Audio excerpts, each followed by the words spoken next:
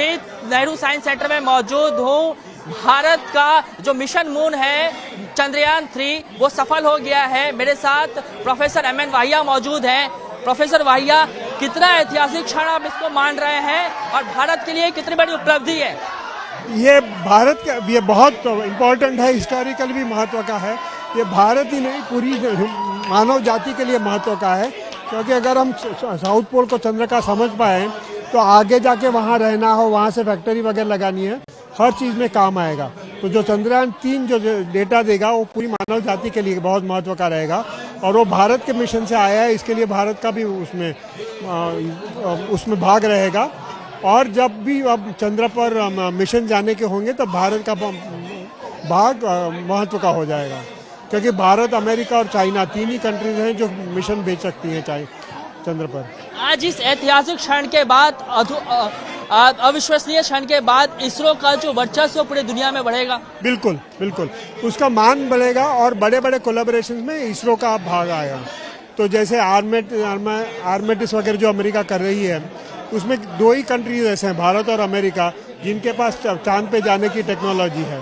बाकी जब देश हैं तो वो कुछ सप्लाई कर सकते हैं, मगर जो चांद पे जाने की टेक्नोलॉजी है वो भारत ने अब पूरी डेमोन्स्ट्रेट कर दी है। सर, आज जब पूरा देश इस ऐतिहासिक क्षण को मना रहा है तो मुझे 4 साल पीछे का वो वक्त याद आ रहा है जब मिशन के बहुत करीब थे हम और किसी त्रुटि की वजह से मिशन कंप्लीट नहीं हो पाया था। साइंटिस्ट के, वैज्ञानिकों की आंखों में आंसू था और आज जो चेहरे हैं वो बिल्कुल अलग, हंसते खिलखिलाते हुए।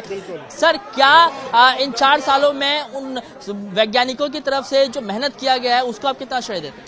बहुत, काफ़ी कुछ चेंजेस किए गए इस लैंडर में, जो कि चंद्रयान 2 से ज़्यादा मजबूत था, ज़्यादा कैपेबल था, वो अपने आप को अच्छी तरह से समझने के काबिल था, जो पहले वाला नहीं था। और पहले वाले में थोड़ी सी चूक होने की वजह से सब कुछ खराब हो गया था। इसकी बार वो सब गलतियां करेक्ट कर दी गई हैं।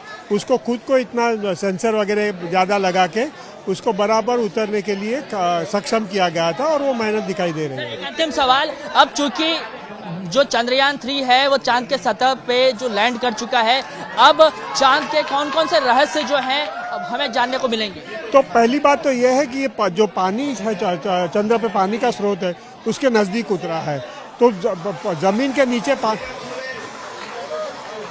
नीचे पानी हिलता है या नहीं, या उस जमीन में आज में क्या क्या मेटल है, वो सब पता चलेगा।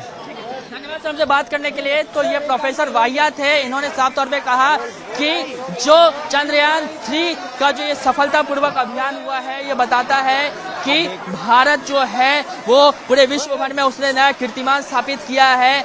और इस चंद्रयान 3 के सफलता के बाद चांद के ऐसे कई अनसुलझे रहस्य हैं जो अब पूरी दुनिया के सामने आएंगे। कैमरामैन अनिल पवार के साथ किशोर ठाकुर, एबीपी न्यूज, मुंबई।